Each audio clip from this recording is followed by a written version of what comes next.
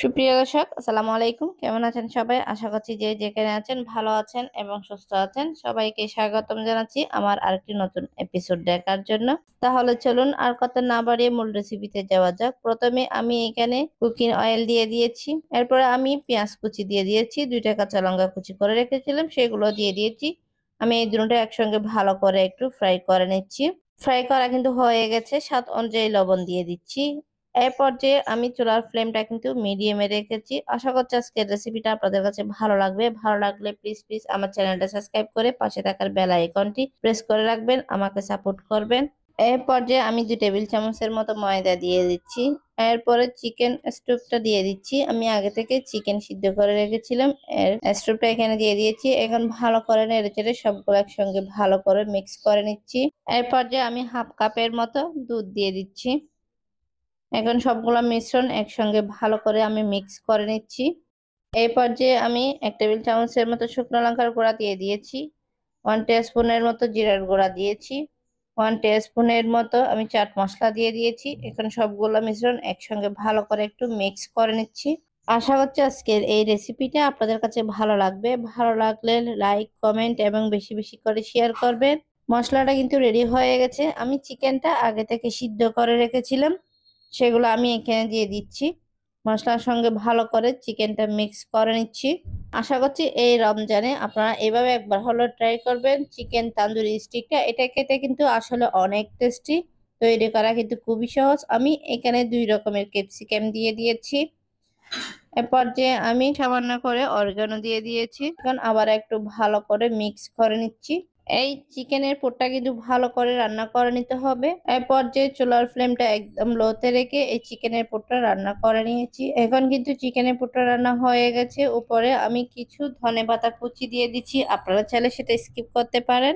চিকেনের পুর রান্নাটা কিন্তু হয়ে গেছে। আমি এখন নামিয়ে ঠান্ডা করে নিচ্ছি। এই পর্যায়ে আমি ব্রেড দিয়ে নিয়েছি। ব্রেডগুলো আমি চারপাশটা একটু সমান করে কেটে নিচ্ছি। এই রমজানে আপনারা চাইলে এভাবে একবার হলো ট্রাই করতে পারেন। ইফতারের টেবিলে কিন্তু এইরকম চিকেন তান্দুরি স্টিক থাকলে কিন্তু মন্দ হয় না। বাচ্চারা কিন্তু অনেক লাইক করে। এই চিকেন তান্দুরি স্টিকটা খেতে কিন্তু অনেক টেস্টি। তৈরি করা কিন্তু একদমই সহজ। আমি চিকেনের যে পুরটা তৈরি করে রেখেছিলাম সেটা ব্রেডের উপর দিয়ে দিচ্ছি। ব্রেডের উপর চিকেনের পুরটা দেওয়ার পরে আমি আর একটা ব্রেড উপর থেকে দিয়ে দিচ্ছি। এখন এগুলাকে স্লাইস করে নিচ্ছি। আশা করছি আজকের এই চিকেন তান্দুরি স্টিকটা আপনাদের কাছে ভালো লাগবে। ভালো লাগলে প্লিজ আমার চ্যানেলটা সাবস্ক্রাইব করে পাশে থাকার বেল আইকনটি প্রেস করে রাখবেন আর আমাকে সাপোর্ট করবেন। রেসিপিটা আপনাদের কাছে কেমন লেগেছে অবশ্যই কমেন্ট করে জানাবেন। দেখেন আমি এরকম একটা স্টিক নিয়ে নিয়েছি। এর মধ্যে কিন্তু এগুলা আমি যে চিকেনের ব্রেড তৈরি করে রেখেছিলাম সেগুলা আমি এখানে স্টিকের মধ্যে গেঁথে নিচ্ছি। সবগুলা স্টিক কিন্তু রেডি হয়ে গেছে। এর পর্যায়ে আমি এখানে কিছু মিশ্রণ তৈরি করে নেব। তার জন্য আমি এখানে হাফ কাপের মতো ময়দা নিয়ে নিয়েছি। স্বাদ অনুযায়ী লবণ দিয়ে দিচ্ছি, কারণ আমি এখানে একটা ময়দার মিশ্রণ তৈরি করব তার জন্য। এই ব্যাটারটা কিন্তু রেডি হয়ে গেছে। এখন আমি এখানে কিছু ব্রেড গেমও নিয়ে নিচ্ছি। আমি প্রথম স্টিকটা ব্যাটারের মধ্যে কুট করে নিচ্ছি, তারপরে আমি ব্রেড গামের মধ্যে কুট করে নিব। এইভাবে কিন্তু চিকেন তান্দুরি স্টিকটা আমি কত সহজে তৈরি করে নিয়েছি দেখে বুঝে নিতে হবে, এটা বলার তেমন কিছু নেই। এইভাবে তৈরি করে কিন্তু আপনারা ডিপ ফ্রিজেও সংরক্ষণ করতে পারেন। আবার ইফতারের টেবিলও রাখলে কিন্তু মন্দ হয় না। এটা খেতে কিন্তু অনেক টেস্টি, অনেক স্বাস্থ্যকর একটা খাবার।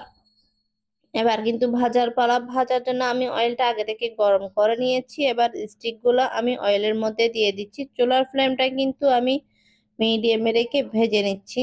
এগুলো ভাজার জন্য কিন্তু তেমন কোনো সময়ের প্রয়োজন নেই। খুবই ঝটপট করে এই ইফতারের জন্য এই স্টিক গুলা তৈরি করে নিতে পারেন। স্টিক গুলা কিন্তু ভাজা হয়ে গেছে। আমি এখন উঠিয়ে আপনাদেরকে পরিবেশন করে দেখাচ্ছি। দেখেন দেখতে কত লোভনীয় হয়েছে এই চিকেন তান্দুরি স্টিকটা। খেতেও কিন্তু অনেক টেস্টি। রেসিপিটা আপনাদের কাছে কেমন লেগেছে অবশ্যই কমেন্ট করে জানাবেন।